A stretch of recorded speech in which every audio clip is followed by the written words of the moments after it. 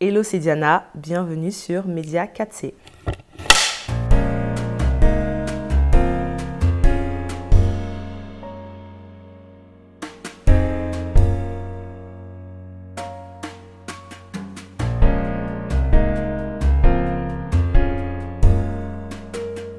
Diana, bienvenue sur Média 4C. Comment tu vas? Très bien, et toi? Ça va très bien. Super. Diana, on a choisi de te recevoir car on te considère comme un modèle de la jeunesse, notamment des jeunes femmes de France, par ton implication dans l'Église, dans ton ministère, dans ta paroisse et dans le diocèse de France. J'aimerais savoir comme premier point, comment tu te définis? Moi, c'est Diana Biassi, je suis née en France, je suis née de parents, ma mère est ivoirienne, mon père est togolais béninois. Je suis née, j'ai grandi en banlieue et je suis née dans l'église Sainte-Venue des Cieux. Je me définirais comme disciple de Christ, passionnée de la parole, parce que c'est, on va dire, quelque chose qui marque la façon dont j'agis au quotidien ou dont j'essaye d'agir au quotidien, comme quelqu'un d'aimante qui est attaché à sa famille, qui est joyeuse, voilà. Est-ce que tu peux nous expliquer comment tu as connu l'Église du Christianisme Céleste? Oui, bien sûr. Alors, je suis née dans l'Église du Christianisme Céleste. Mon grand-père, mon père, ma mère étaient déjà dans l'Église, donc je suis née dans l'Église du Christianisme Céleste. J'ai fait ma sortie d'enfant et on va dire que c'est la voie que mes parents m'ont montrée pour connaître le Christ. Et c'est dans cette voie que j'ai décidé de continuer à adorer le Seigneur, donc dans l'Église céleste. Quel impact le Christ a dans ta vie au quotidien? Parce que c'est vrai que on se dit chrétien, mais ce que on cherche à comprendre là maintenant, c'est que tu nous dises, toi, comment est-ce que dans ton quotidien, le Christ se manifeste? À partir de quand tu l'as rencontré, accepté, comment et pourquoi? Ok, merci pour la question. Je pense que c'est une bonne question parce que parfois le Christ n'a pas d'impact dans nos vies. Dans le sens où en tout cas je dirais, on ne le laisse pas avoir l'impact qu'il devrait avoir dans nos vies. Donc je pense que c'est pas une question qu'on doit prendre pour acquis en se disant aujourd'hui le Christ il a tel impact. La question c'est est-ce qu'on laisse le Christ avoir l'impact qu'il doit avoir dans nos vies? Mais pour revenir à la question, je dirais que, donc, comme j'ai dit, j'ai grandi dans l'église Sainte-Venue des Cieux, mais ma véritable rencontre avec le Christ, je peux le dire que c'était il n'y a pas si longtemps que ça. C'était en 2018. Et là, on doit se dire, mais comment ça se fait, etc. Mais j'ai toujours été, je pense, entre guillemets, une bonne chrétienne, une bonne chrétienne céleste, etc., j'œuvrais, etc. Mais vraiment, ce côté disciple de Christ, et décider d'accepter le Seigneur comme Seigneur et Sauveur, mais surtout comme Seigneur, c'est fait en 2018, où j'arrive dans la boîte dans laquelle j'étais. Et donc là, je suis avec des patrons qui sont justement chrétiens, pas chrétiens célestes, mais qui sont chrétiens. Et je les vois en fait au quotidien mettre Christ au centre en fait. J'arrive au travail, je vois mon patron en train de méditer la parole de Dieu, nous imposer des méditations au quotidien, etc. Jeûner. Non pas que j'avais pas forcément jamais vu ça, mais j'ai trouvé ça intéressant la façon dont ils emmenaient le Christ au quotidien. Et donc du coup, c'est là vraiment que j'ai eu, je pense, ma rencontre avec le Seigneur et que je me suis dit, ok, pour vraiment comprendre et le connaître, il fallait que je lise vraiment beaucoup plus la parole de Dieu. Et donc c'est là que j'ai commencé à me plonger dans la parole, vraiment, vraiment me plonger. Et c'est là que j'ai eu ce déclic en me disant en fait que le Christ, c'était pas simplement à l'église ou dans les œuvres de l'église, mais je me devais de l'inviter dans mon quotidien en fait. Et donc maintenant, pour répondre à l'autre question, l'impact que le Christ a dans ma vie, c'est à la fois, on va dire, je pense, bouleversant, impactant, une rencontre qui fait du bien en fait, parce que au contact du Christ, je me sens beaucoup plus épanouie, parce que je me rapproche de qui je suis et qui je dois être. Mais je dirais aussi que c'est aussi un challenge parce que ça demande une certaine discipline et un devoir d'exemplarité en fait. Pas simplement par rapport aux autres, mais par rapport au Christ et l'exemple qu'il est. Parce que si on est disciple du Christ, c'est qu'on décide de suivre. On a un maître en fait, et c'est lui notre maître, etc. Donc c'est pas forcément tous les jours facile parce que on a des habitudes, parce que voilà, mais de manière générale, je vis ma vie de façon plus épanouissante. Et je dirais que depuis ce moment-là, l'impact en fait, il est forcément bouleversant en fait, parce que quand on laisse la présence du Seigneur dans notre vie. C'est pas forcément évident parce que j'avais certaines habitudes, etc., certaines façons de penser, certaines façons de parler qui ont dû changer pour m'adapter à mon nouveau statut, je dirais véritablement d'enfant de Dieu qui veut suivre le Christ.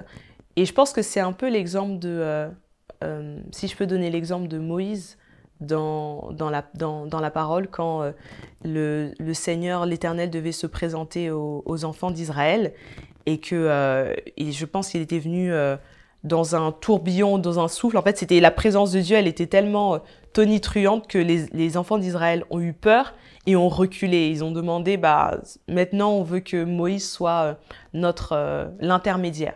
Et en fait, la parole disait que plus la présence de Dieu était palpable, plus les enfants d'Israël reculaient, mais Moïse avançait en fait. Et après, quand il a avancé, on nous dit que son visage scintillait, en fait, son visage était devenu différent. Donc je pense que quand on invite vraiment la présence de Dieu dans nos vies, ça fait effet boule de neige parce qu'il y a plein de certitudes, plein de choses qu'on pensait, etc. Par exemple, sur la soumission en tant que femme, sur le mensonge, sur plein de choses, etc. qu'on doit recalibrer, avoir ce renouvellement de l'intelligence, mais après, ce n'est que pour le meilleur en fait, parce qu'on voit une véritable différence sur nos visages et également dans notre vie de tous les jours. Ok. Est-ce que tu dirais aujourd'hui, est-ce que tu peux affirmer aujourd'hui que les deux sont indissociables? Parce que c'est vrai que souvent on se dit que on a notre foi, qu'on peut manifester le dimanche à l'église, mais que dans notre profession, dans nos relations, c'est pas quelque chose qui doit se manifester. Est-ce que pour toi, les deux sont indissociables et comment est-ce que tu l'articules aujourd'hui? Ok, pour moi, les deux sont indissociables, mais prennent des formes différentes. Bien sûr, quand on est dans l'église, on va adorer d'une certaine manière, on va faire certaines choses, mais il faut se dire que le temps qu'on passe à l'église, on va dire peut-être pour un chrétien céleste, de manière générale, il vient à l'église le dimanche. Parfois le mercredi, parfois le vendredi, mais c'est souvent le dimanche, principalement. Or, l'impact que nous devons avoir et les âmes qu'on doit gagner, puisque c'est ce que le Seigneur nous a demandé, ça se fait au quotidien en fait. Et l'endroit dans lequel on passe le plus de temps, quand on est étudiant, c'est l'école, l'université, mais quand on travaille, on est dans la vie active, c'est au travail en fait. Donc je pense que c'est indissociable. Maintenant, je pense que là où ça doit se manifester, c'est à travers le caractère du Christ, qui est le fruit de l'esprit en fait. Et pour ça, en fait, il faut représenter Christ dans tous les compartiments de nos vies. Donc ça veut dire qu'à l'église, quand je suis au travail, je ne vais pas porter ma soutane. Mais en fait, c'est pas déconnecté, c'est pas simplement le fait d'être chrétienne céleste, mais c'est avant tout chrétienne, chrétien qui veut dire comme Christ en fait. Donc pour moi, c'est vraiment manifester au quotidien le fruit de l'esprit, l'amour, la joie, la paix, la tempérance, la patience, etc. Chose qui n'est pas toujours aisée. Je dois l'avouer, moi, c'est un chemin de vie, mais je pense vraiment que c'est pas, on ne doit pas dissocier les deux. Et là où je pense que parfois il y a un souci, c'est que on dissocie, notre vie à l'église et entre guillemets notre vie dans le monde. Et donc du coup, il y a un décalage. On se comporte différemment quand on est dans le monde et quand on est à l'église. Alors que justement, il doit y avoir un lien en fait. Parce que notre identité en Christ, elle continue, peu importe si on est à l'église ou si on est... Et c'est justement, je pense, dans le monde. Parce que normalement, à l'église, on est censé prêcher à des convertis. Alors que c'est justement dans le monde qu'on doit aller chercher... Bien sûr, il y a un travail à faire à l'église, mais c'est dans le monde aussi qu'on doit ramener les âmes à Christ. Mais si on se déconnecte et qu'on se dit, bah non, mais là, je suis truc, je peux pas le faire. Et pour moi, c'est pas simplement dire, comme on dit, à base de Jésus vous aime, etc. et tout, mais c'est d'abord dans notre comportement au quotidien pour montrer cette différence, en fait. Alors justement, par rapport à cette œuvre-là, qui est au centre de tout chrétien, est-ce que toi, tu l'as déjà vécu? Est-ce que tu as déjà été confronté à des amis, des collègues, des personnes peut-être que tu croisais même dans la rue, et sentir que tu as un rôle à jouer pour eux à un moment particulier de leur vie où eux, ils recherchent justement cette lumière que toi, tu as au quotidien? Autrement dit, à partir de quand tu prends vraiment conscience de l'œuvre, de ton œuvre à toi? Ok. Alors, je pense que la prise de conscience de l'œuvre, en tout cas par exemple dans l'Église Sainte venue des cieux, après je donnerai après, est venue beaucoup plus tôt que ma véritable rencontre avec le Christ, pour être totalement honnête et franche. Ok, c'est drôle. J'aimerais aussi que tu l'expliques, en fait, comment est-ce que c'est possible justement d'avoir cette conscience de l'œuvre sans avoir rencontré... Ok, sans avoir la véritable conscience Oui. de cette rencontre avec le Christ. Non pas qu'avant, j'étais pas chrétienne. Donc, on va dire que l'œuvre au sein de l'Église, pour moi, elle a commencé... voilà, au début, on va avec nos parents, etc. Et puis après, on commence à connaître vraiment Voilà, ce que je vais dire, c'est que en 2018, ça a été vraiment reconnaître Jésus-Christ comme Seigneur dans ma vie. En me disant, je veux le suivre et je veux tout faire pour mener une vie qui le glorifie. Avant ça, c'était plus le côté, voilà, sauveur. J'ai accepté le Seigneur, etc. et tout. Mais sans forcément toutes les implications aussi profondes qu'elles peuvent être dans les différents compartiments de ma vie. Non pas que j'étais quelqu'un de dépravé ou quoi, mais je pense que c'est un stade supérieur. Ou en tout cas, une autre phase de la vie. Donc, l'œuvre, on va dire, dans l'Église, pour moi, ça a commencé vraiment en 2011-2012, où j'étais à l'église et notre rechargé, Papa Alopo, a demandé à ma sœur Rochelle Basson et moi de créer l'association des jeunes de la paroisse pour faire soumettre en fait des propositions au comité paroissial. Et en fait, je pense que c'est peut-être le Seigneur qui nous a donné une autre inspiration. On s'est dit, ok, quand nous on était jeunes, de quoi on a manqué? Et en fait, on s'est rendu compte que la plupart du temps, quand on devait préparer les fêtes des enfants, la fête des moissons juvéniles, on nous prenait 2 dimanches avant pour nous écrire notre prière en disant bon toi tu dis ça, etc. et tout. Et puis le reste de l'année, dès qu'il y a la prédication, on monte. Bref, voilà, quand on n'était pas. Et on s'est dit pourquoi pas créer le culte des enfants qui permettrait aux enfants non seulement d'être préparés tout au long de l'année pour la fête des enfants, mais aussi de pouvoir pratiquer eux-mêmes, apprendre à prier, lire la parole, etc. Et donc c'est comme ça qu'on est revenu vers lui en disant papa, on veut créer le culte des enfants. Au début c'était un peu à mode, mais comment vous allez faire, etc. Et par la grâce de Dieu, le Seigneur nous aidant et l'équipe étant un peu plus étoffée, on a fêté l'année dernière les 10 ans du culte des enfants. Donc ça a été vraiment une prise de conscience de l'œuvre en se disant ok, je suis là, j'ai ma relation avec le Seigneur, j'ai ma foi, mais quelle est ma contribution également à l'Église et donc dans ma paroisse en fait, tout simplement. Donc voilà, je dirais que c'est comme ça que dans un premier temps la conscience s'est faite. Et puis après il y a eu d'autres choses. Entre-temps, j'ai eu vraiment ma rencontre à proprement parler, je dirais, avec le Seigneur, où je me suis dit ok, je veux aller dans une nouvelle dimension. Et là, ça s'est transformé à un peu plus on va dire un autre segment des fidèles qui a été notamment l'accompagnement que je fournis aux jeunes filles de ma paroisse, en tout cas à certaines jeunes filles de ma paroisse, au travers d'un groupe qu'on appelle les Précieuses. Et donc là, en fait, ça a été... on parle de témoignages, donc on va être un peu ouvert. Ça a été... je me souvenais, c'était un dimanche où j'étais venue à l'église, mais c'était un petit peu compliqué pour moi, où j'étais dans une phase où je me disais... je savais ce que le Seigneur attendait de moi, notamment dans ma vie sentimentale et la façon dont je vais me comporter, etc. Mais ça commençait à être un petit peu difficile de tenir le cap, etc. Et là, le Seigneur m'a vraiment mis à cœur de créer ce groupe dans lequel j'allais pouvoir accompagner les jeunes filles, en fait, donc mes jeunes sœurs, en fait. Et l'idée, c'était que le Seigneur donnait, c'est que on parle souvent de la femme vertueuse, voilà, dans Proverbe 31. Mais en fait, quand on s'est pas habitué à être une jeune fille ou une jeune femme vertueuse, être une femme vertueuse, c'est tout un chemin, en fait. Et donc, l'idée, c'était d'accompagner ces jeunes filles à être des jeunes filles femmes vertueuses, et voilà, et ce jusqu'à leur mariage, alors que moi-même, j'étais pas encore mariée.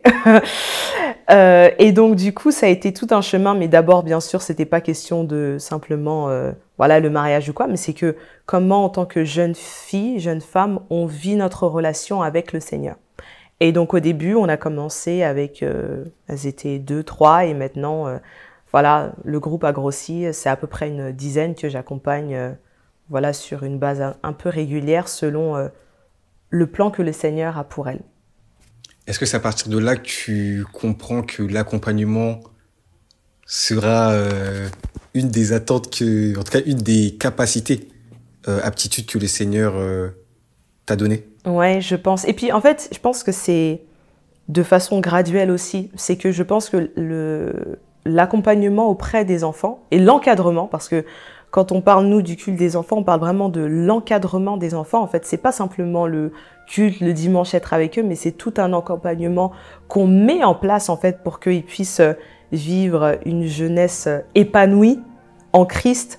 Ça m'a beaucoup aidé pour justement l'accompagnement des jeunes filles. Et c'est là que j'ai compris que effectivement le Seigneur m'appelait à accompagner en fait les jeunes femmes et peut-être d'autres personnes. Chose que je fais déjà dans le cadre professionnel puisque je suis consultante auprès des entreprises.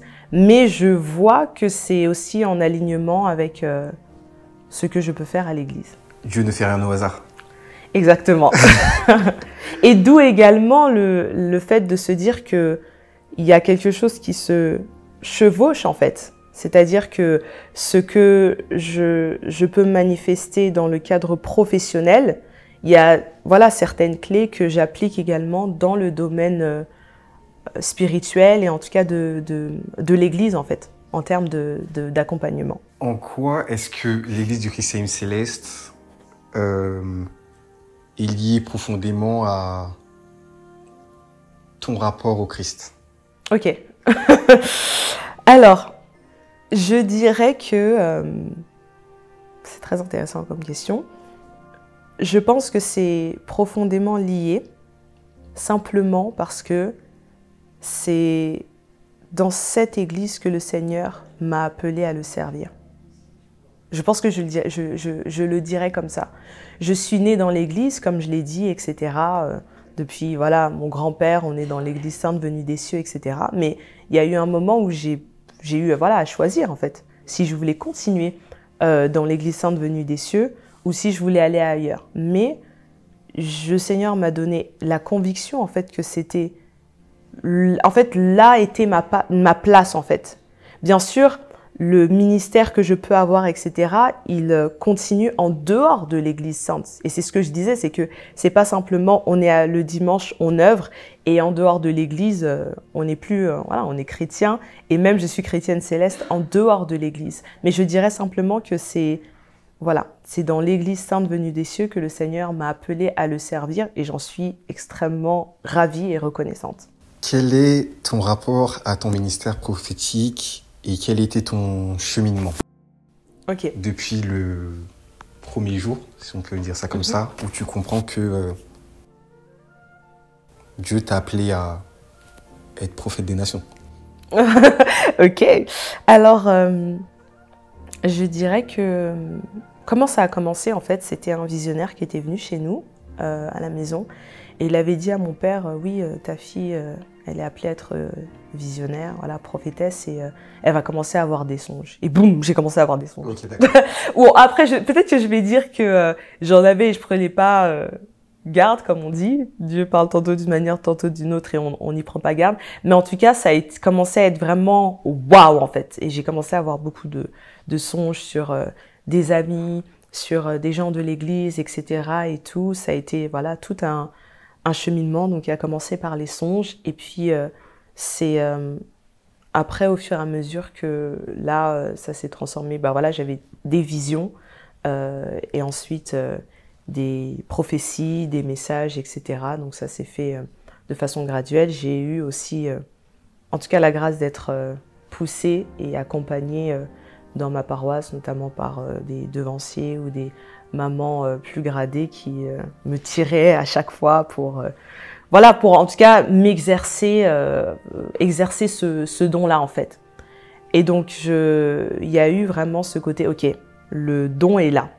Mais je pense que là où j'ai vraiment pris conscience de quel était le ministère que le Seigneur, dans lequel ministère le Seigneur m'appelait à exercer, c'était une visionnaire qui m'avait donné un message, mais disons que le don que j'avais, c'était vraiment pour aider les enfants de Dieu dans leur cheminement avec le Christ et dans leur destinée. Et c'est vrai en fait que par rapport au message que le Seigneur peut donner à travers moi, bon après voilà, il y a tout type de message, mais c'est souvent lié à la destinée de la personne en fait, son identité, en Christ et ce qu'elle est appelée à faire en fait. Quelle est sa mission de vie et qui passe notamment par le domaine professionnel en fait. Enfin, je dirais professionnel, mais voilà des projets, ce que le Seigneur appelle à faire. Et en fait, c'est super intéressant pour moi parce que, donc là, je parle un peu de l'évolution en dehors du fait de dire ah bah c'est bien, on est visionnaire ou quoi, on donne des messages. C'est que dans ce ministère prophétique, j'en apprends de jour en jour sur la nature de Dieu en fait, et la nature de Christ et le plan qu'il a pour ses enfants. Parce que parfois on peut avoir des messages, mais en fait c'est tellement empreint d'amour que le Seigneur a pour ses enfants, même quand c'est des choses voilà, qu'on a peut-être faites qu'on n'aurait pas dû faire, et même quand il nous reprend, et bah, il y a toujours ce côté ma fille bien-aimée, va en paix, etc. Donc ça m'apprend davantage sur l'amour de Dieu et comment en fait il utilise ce don qui est la prophétie pour témoigner l'amour qu'il a vis-à-vis de ses enfants. Et également le plan qu'il a en fait pour nous en se disant c'est pas forcément déconnecter le côté professionnel et le côté mon identité en Christ en fait. Mais que même dans notre, ou je vais dire surtout, je vais pas dire surtout, mais même dans notre domaine professionnel, on doit impacter en fait. Maintenant, il y a différentes façons d'impacter bien sûr, mais on doit impacter. Donc c'est vraiment ce que j'ai pu apprendre. J'aimerais que tu parles un petit peu de la paroisse mère. Comment est-ce que elle a joué aussi un rôle dans ton évolution, notamment Papa Lopo qui vous a fait confiance. La manière dont tu t'es impliqué dans la jeunesse, on a vu que tu étais très impliqué dans cette jeunesse et que tu étais un modèle pour la jeunesse de France, notamment les jeunes femmes de France. Peux-tu également nous parler de la création du Forum des métiers ? Comment est-ce que c'est venu et quelle était la vision de ce projet à l'origine? Ok, pas de souci. Donc effectivement, donc la paroisse mère, c'est ma paroisse. Ce que je peux dire, c'est que on a bénéficié avec la jeunesse d'un environnement extrêmement bienveillant de la part de tout le monde. Et il y a toujours eu cette idée on est des frères et sœurs en Christ et on se soutient, on se côtoie en dehors de l'église et on fait des choses ensemble. Et en fait, dans notre marche vers le Christ et connaître un peu plus le Christ, on s'accompagne en fait. Et donc c'est comme ça que les choses se sont manifestées. Et je pense que c'est important parce que le Seigneur nous appelle à une vie de sanctification. Et quand on dit sanctification, on ne parle pas simplement de corps, etc., même s'il y a ça, mais c'est vraiment sanctifié, c'est mis à part pour servir le Seigneur en fait. Et dans ça, c'est important d'avoir des frères et sœurs en Christ qui partagent notre foi, qui partagent les valeurs du Christ et qui sait que quand on va appeler pour un souci ou quoi, vont s'efforcer de nous conseiller selon le Christ en fait. Et donc au travers de cette jeunesse, on a vraiment appris à être une famille en fait. Donc c'était pas simplement le côté voilà, on est à l'église et tout, mais on se côtoie et on est heureux d'être ensemble. Maintenant, par rapport à l'œuvre, je dirais aussi que je rends grâce à Dieu pour la vie de Papa Alopo parce que il nous a fait énormément confiance et je pense que cette confiance, elle se gagne petit à petit. Il y a eu des moments où on voulait proposer des choses où c'était en mode non, etc. Mais en voyant après la façon dont on s'y prend et l'impact sur les jeunes, parce que je disais que ça fait 10 ans qu'on fait le culte des enfants et il y a quelques temps, les premiers enfants qu'on a accompagnés sont devenus des devanciers, etc., qui aujourd'hui conduisent les cultes, etc., qui font les prières, tout ça. Donc en voyant le fruit de tout cela, ça lui donne envie de nous faire confiance en fait de plus en plus et d'apporter des innovations, etc., que ce soit le week-end des adolescents pour les garçons, que ce soit le forum des métiers. L'idée derrière le forum des métiers, c'était de pouvoir offrir aux enfants, puisqu'il y a l'encadrement spirituel, mais qui englobe encore beaucoup d'autres choses en fait. Ouvrir les perspectives aux enfants en leur disant voilà la diversité de métiers auxquels vous pouvez prétendre.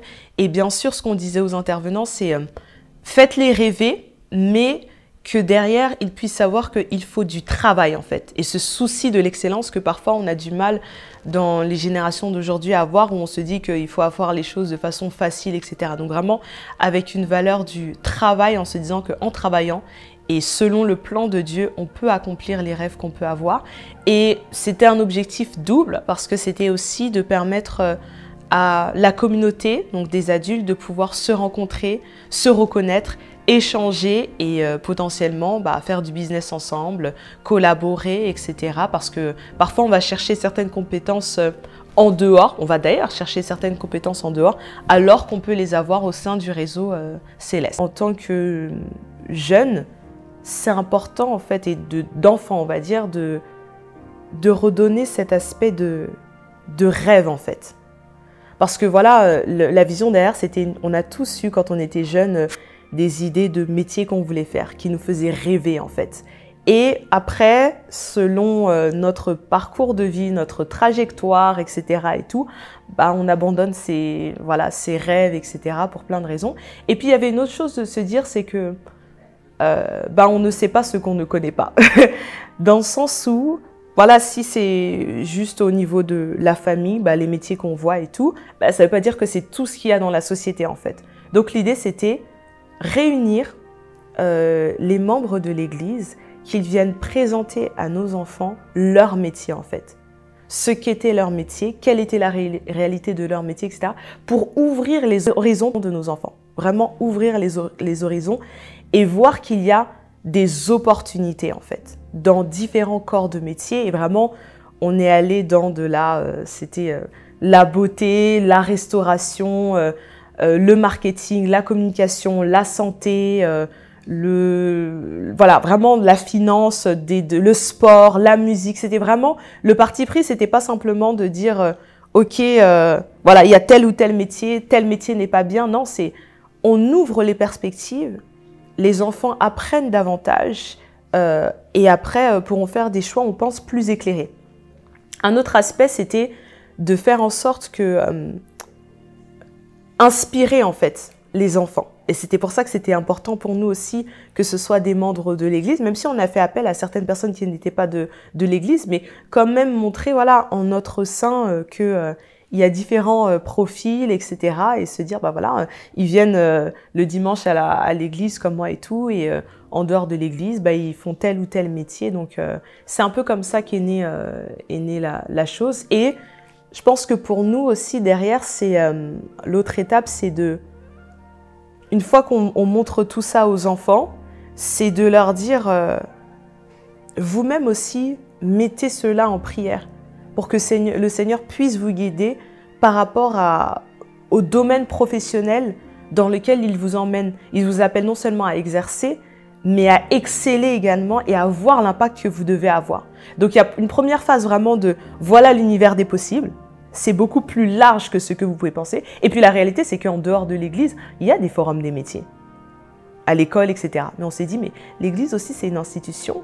on a nos enfants, on les accompagne dans le cadre spirituel, mais c'est un accompagnement, un encadrement général en fait. Donc voilà, c'était un peu l'idée.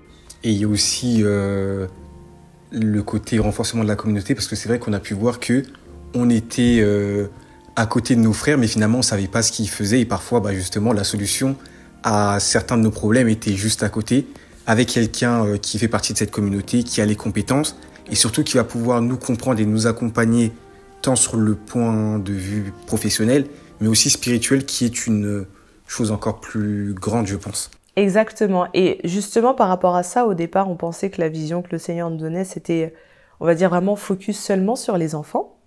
Mais en fait, il a élargi les choses en disant que il y avait les enfants, effectivement, mais il y avait également les adultes. Donc ça rejoint un peu ce que tu dis, la communauté, et de se dire qu'on crée ce réseau céleste, en fait, de communautés professionnelles où justement on va pouvoir faire des partenariats peut-être ensemble et savoir que voilà, notre frère Abel, notre devancier Aurélien sont dans l'audiovisuel et on peut faire appel à eux, que ce soit notre sœur Anaïs dans le domaine de la coiffure et plein d'autres choses en fait. Donc c'est la vision des choses, c'est qu'on puisse arriver à une communauté où il y a différents types de métiers. Si demain nos jeunes recherchent des stages, etc., ils peuvent se tourner vers les gens de la communauté. On peut faire des affaires ensemble, peut-être des partenariats. Donc c'est une vision encore plus grande, quoi. Voilà ce que je dirais. Quel conseil donnerais-tu à la jeunesse, de par les observations que tu as pu faire dans ton parcours ou dans les accompagnements et toi-même ton cheminement personnel? Je dirais quel conseil je nous donne, parce que je m'inclus dedans, honnêtement. Ce que je dirais, c'est que c'est ce que je dis souvent dans les accompagnements, c'est que on doit aller à la recherche de notre carte d'identité spirituelle.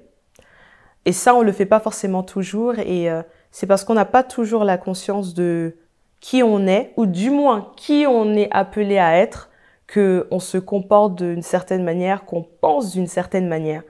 Et ça, je pense que c'est ce qui nous fait souvent défaut, en fait, dans la jeunesse. Et je pense que c'est aussi se dire que, voilà, le christianisme, c'est cool, Jésus, c'est cool, mais c'est bien plus que ça, en fait. C'est pas simplement, on est à l'église, on chante, etc., il y a de la bonne musique. Il y a tout un plan de vie que le Seigneur a pour nous.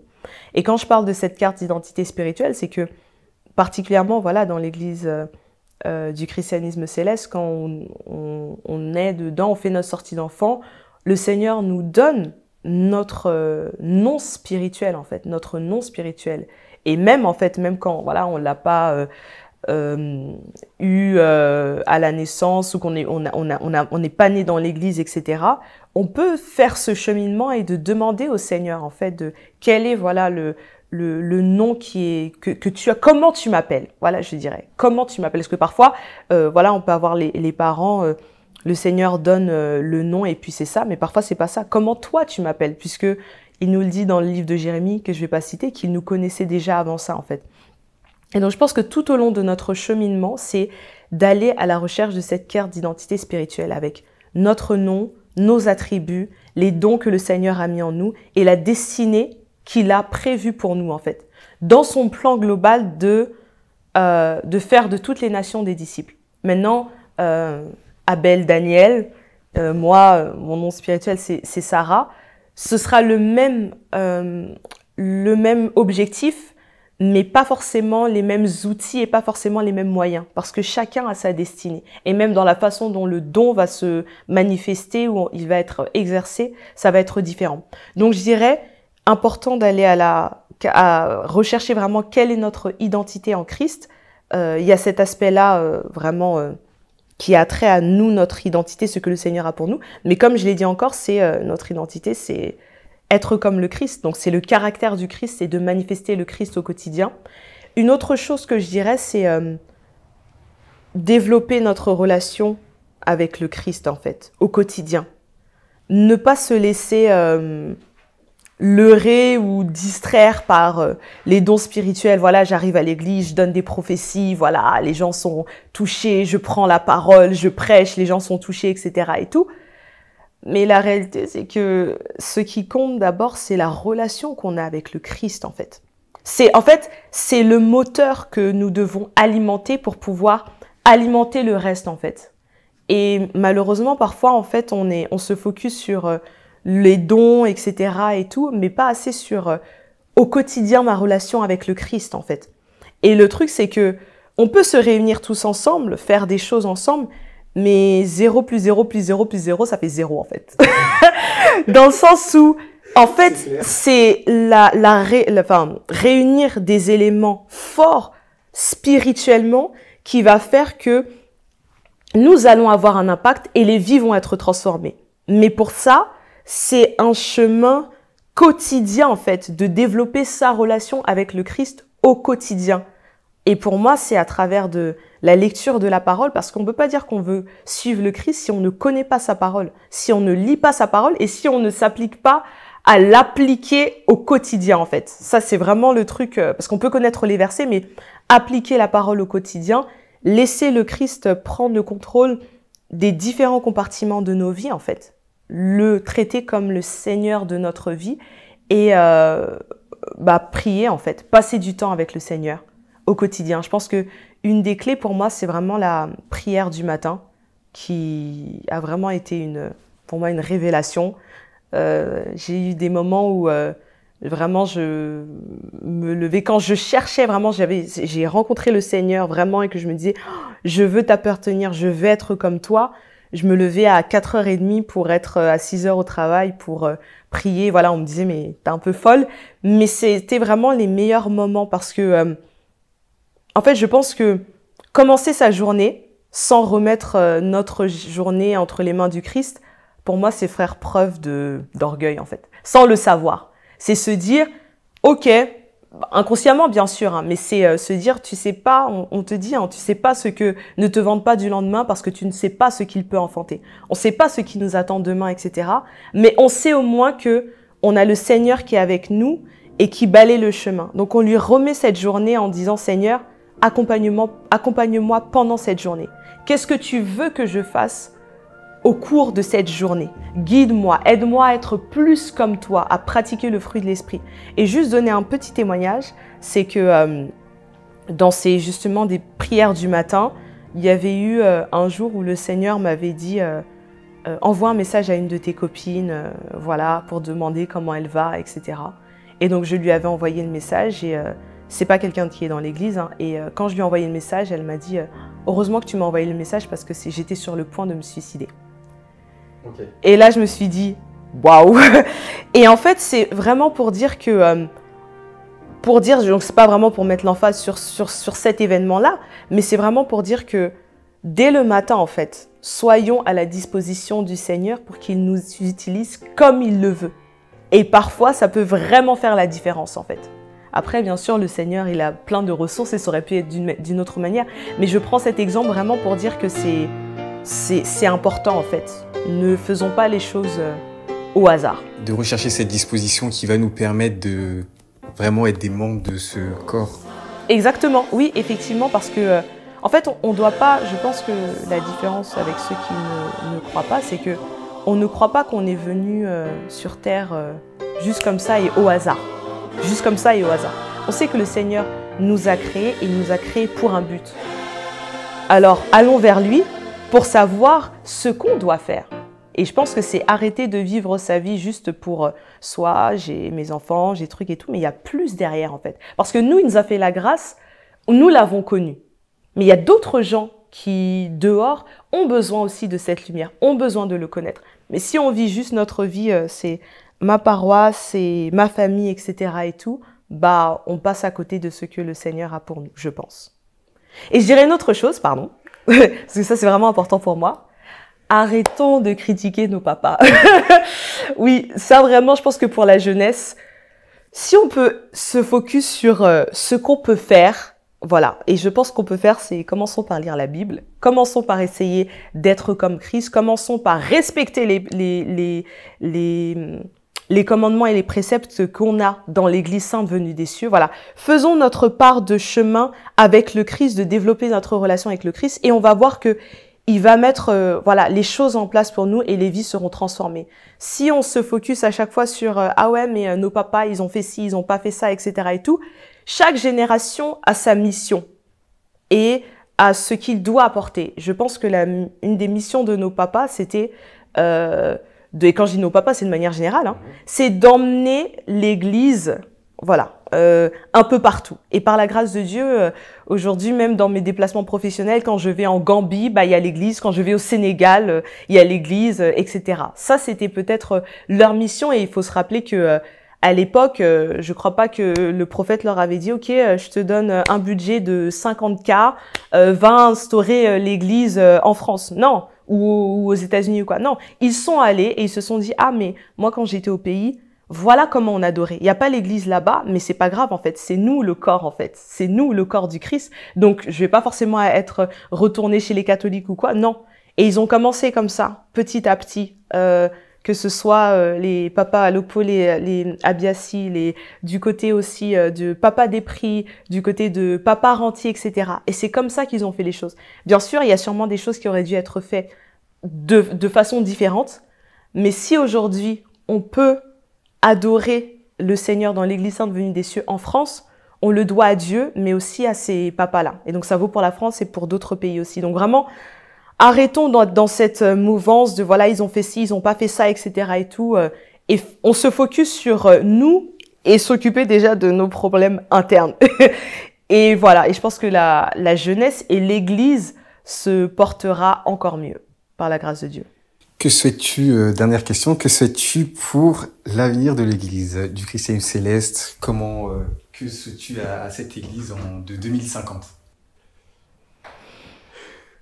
Plein de choses. Mon espérance, c'est que vraiment, de génération en génération, on puisse continuer à adorer le Seigneur dans l'Église sainte venue des cieux et partout dans le monde. J'espère aussi qu'on va pouvoir aller chercher plus de monde. Parce que pour l'instant, c'est un peu souvent les mêmes fidèles qui se déplacent parfois. Voilà. Donc si on peut avoir vraiment continuer à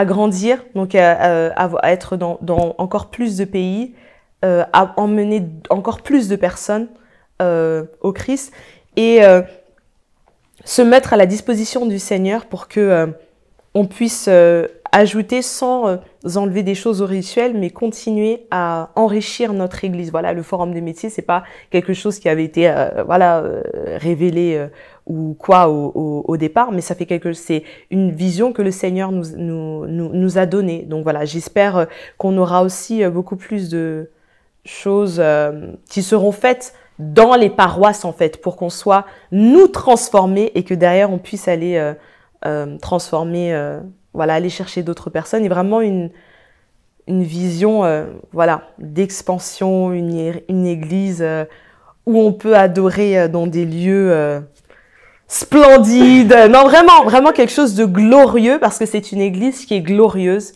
À nous d'abord de faire le travail et ça passe par notre propre transformation. Et je sais que par notre propre transformation, le Seigneur mettra les choses en place. Parce que, dernière chose que je dirais, c'est que même si le Seigneur a des projets pour nous, au niveau professionnel, etc. et tout, l'impact qu'on doit avoir, on ne l'aura que en étant dans l'identité qu'il nous a donnée, en fait, pour avoir l'impact qu'on doit avoir. Si, par exemple, je sais pas, quelqu'un doit créer une marque de vêtements ou doit créer, je sais pas, une école ou ce genre de choses, etc. Il y a plein de marques, il y a plein d'écoles, etc. Mais c'est la position que tu vas prendre et la posture que tu vas prendre qui te permettra d'influencer, en fait. Quelles sont les valeurs que tu vas véhiculer au travers de cette entreprise, etc., etc. Donc, voilà ce que je dirais. Oui, merci infiniment. On te souhaite beaucoup de bonnes choses, d'accomplissements en France et dans le monde, puisque de ce que l'on sait, tu vas bientôt nous quitter, Diana. Ah bon? J'étais pas au courant. Oui, on va dire que voilà, le Seigneur m'appelle sous d'autres cieux. J'ai été très heureuse et contente de pouvoir œuvrer dans l'église en France. Maintenant, le Seigneur m'appelle ailleurs, dans le monde. Donc voilà, mais en tout cas pour l'église de France, je souhaite beaucoup de bonnes choses, encore plus d'avancement, mais surtout des vies transformées. Et bien, merci infiniment, on te remercie infiniment pour ce témoignage fort, ces conseils aussi forts, et on te souhaite le meilleur. On sait que l'Éternel t'utilisera de manière très forte et très impactante de par le monde. Amen, merci et merci de m'avoir invité.